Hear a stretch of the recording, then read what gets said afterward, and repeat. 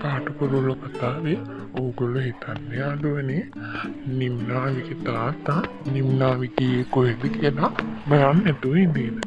ඒකම යාළුවනේ නිම්නාවිගේ තාත්තා ගෙදර ඇවිත් අහනවා නිම්නාවිගේ අම්මගේ කෝ නිම්නාවි කියලා. එතකොට නිම්නාවි ඔෆිස් එකේ වැඩකට එළියට ගියා කිව්වහම අනිවාර්යයෙන්ම තාත්තා යනවා නිම්නාවිගේ කොහෙටද කියලා බලන්න.